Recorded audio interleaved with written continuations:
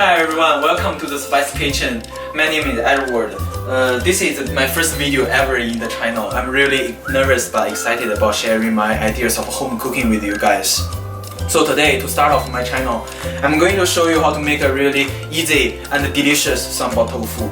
Sambal, you probably heard them from nasi lemak. It's actually a really big staple in Malaysian dish. So it's just like lao gan ma in China. You can put a spoon of it over any instant food or any food you feel quite boring to just eat it. So let's get our hands on our ingredients, shall we? First of all, we have 300 grams of Chinese classic tofu. As you can probably tell, it's quite soft and bouncy, and it's perfect for this dish. I'm soaking it in the warm water for 15 to 20 minutes each before using it, because the process of soaking can actually help it to firm up a little bit and slightly cook it. So when I cook it with other ingredients, it won't be broken. So while this actually is soaking, I'm going to move on to the next step, the sambal paste. The easiest, the traditional sambal actually have very few ingredients, and we have 2 cloves of garlic. You just slightly crush them and peel it. And also we have a whole shallot. If you have a smaller one, you just use 2.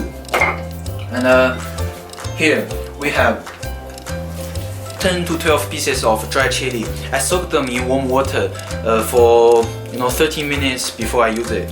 So it also goes in with other ingredients. And also we need some nuts in the paste, because the nuts have a lot of fat and it can help the paste to get a thicker consistency.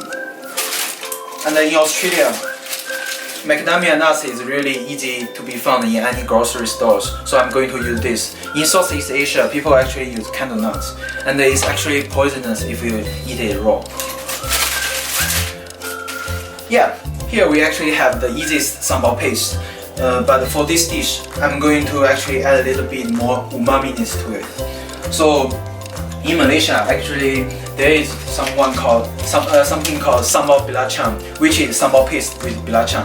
Belacan is actually a fermented shrimp paste. It's very pungent and very stinky.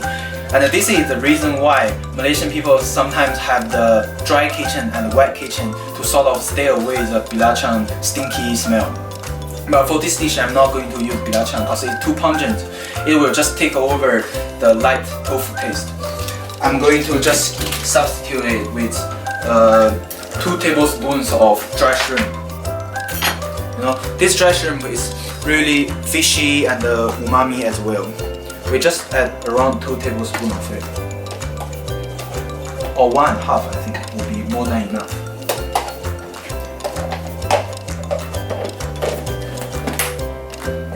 And also here I want to add some Australian local favorite, which is vegemite. Yeah, I think you probably feel really amazed by the vegemite, because a lot of people don't like it, especially people from other countries. They try it for the first time and they just feel like it's quite disgusting. But actually, this thing here is really savory and have a lot of umami-ness to it. We just need need a little bit of it, and it's salty, it's umami, and it also tastes a little bit bitter at the end of the tongue. But it's actually pretty good for this dish. We just add a little bit, don't add too much, because it's gonna be too salty and too bitter. And yeah, you try it, and it's also quite malty because it's a bad product from the brewers leftover. Yeah, anyway. You can definitely skip this step if you don't like it. Okay, and one more ingredient, which is vegetable oil. We just need, let's say, 2 tablespoons or 1 tablespoon is more than enough, because we are just sort of make sure that the whole thing can go in the blender. Okay. Now everything is in the food processor. I'm going to process it for around 2 minutes each. And traditionally in Southeast Asia, people use pestle and mortar to pound up the paste, because this is the best way to release the oil from the spice and the herb. But you know, for students, for me, especially for me, I don't quite like to do all the chopping after a whole day of study. So a food processor or a food blender will be the best option.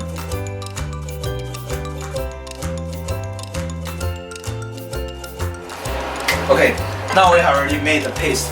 I'm sorry that I forgot to mention that, you know, the dried chili is actually really deep and rich color. So we need one fresh chili to go with the color to make it more vibrant. I forgot to mention it. Okay, now we have already made the paste. And as you can probably see that there's still a few big chunks in it. And we want that because it can give a chewy and woody texture into our dish. Okay, and now we are going to move on to the most exciting part, which is cooking. So I heat up the wok to on a medium heat, you know, around 1 minute ish.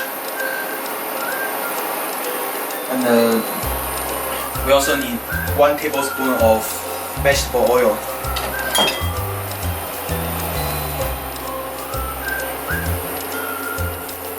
Maybe a little bit more.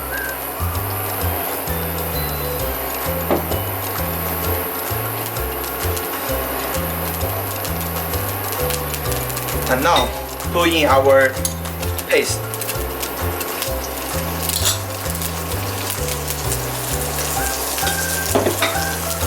Once the paste is in the wok, we have to turn down the heat to low to medium heat because we don't really want to burn the paste. So break them up. For this amount of paste, we need to fry it for around 2 minutes. Because at that time the oil will be separated.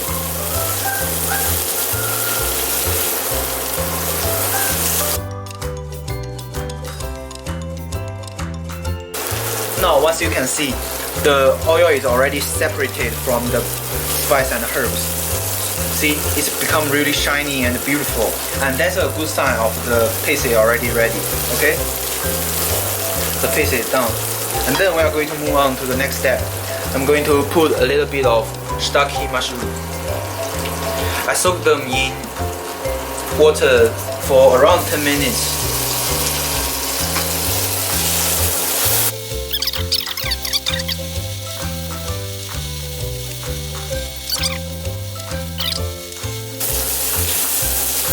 Now we go in some spring onion. We save a little bit for the garnish at the end.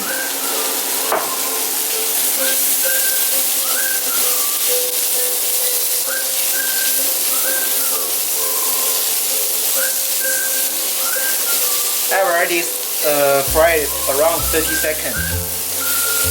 And now it's a good time to put in a little bit of warm water in it.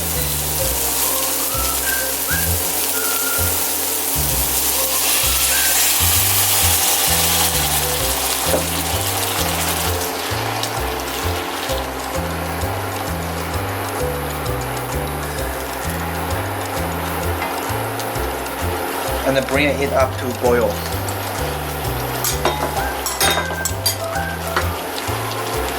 We also can add in a little bit of water that I soak the shiitake mushroom because it also have a lot of flavor in it.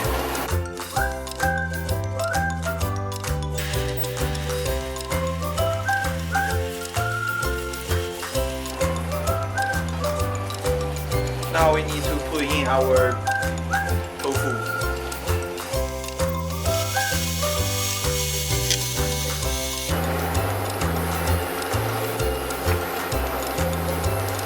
So let it simmer for around 2 to 3 minutes. So now we are going to make the tofu is already simmered for 3 minutes, and we are going to taste the seasoning. It's really important that you taste the food before you serve it.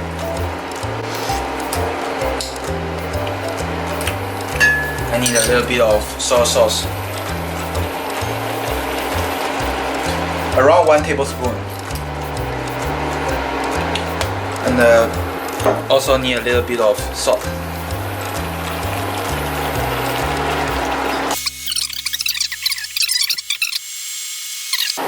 And also we need a little bit of sugar, because in this dish we have a lot of different layers of umami-ness and saltiness. we need some sugar to sort of fight back and make it more balanced.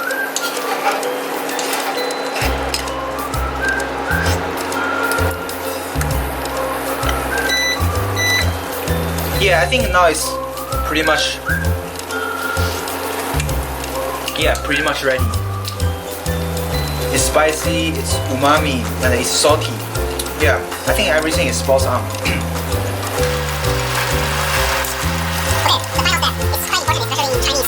Have starch water. This is basically some cold water mixed with some cornstarch. And oh shit, sorry. And don't put them all in. You know, just put a little bit at once, and let it and check the consistency. Check the consistency.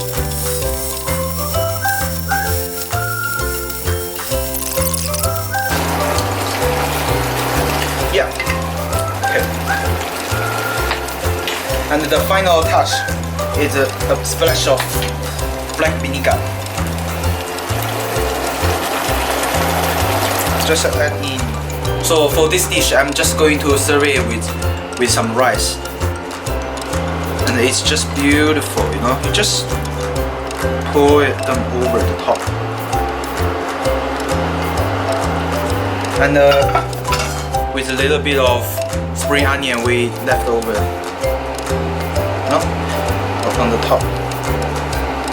And also here, I have some breadcrumb with shallot and garlic. So I fry them, and it just can give a little bit of crunchiness and smokiness as well. No?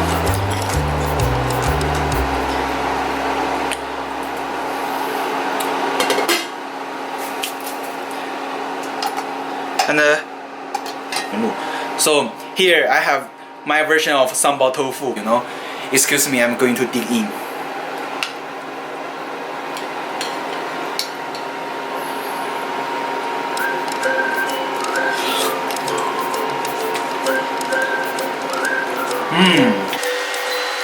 This one is really good. It's so umami. You can almost taste the fishiness of the dry shrimp, and you also can taste the spiciness, of course. And it's also with the crunchy top, it can make it so balanced. And at the end, you also have an acidic finish from the vinegar.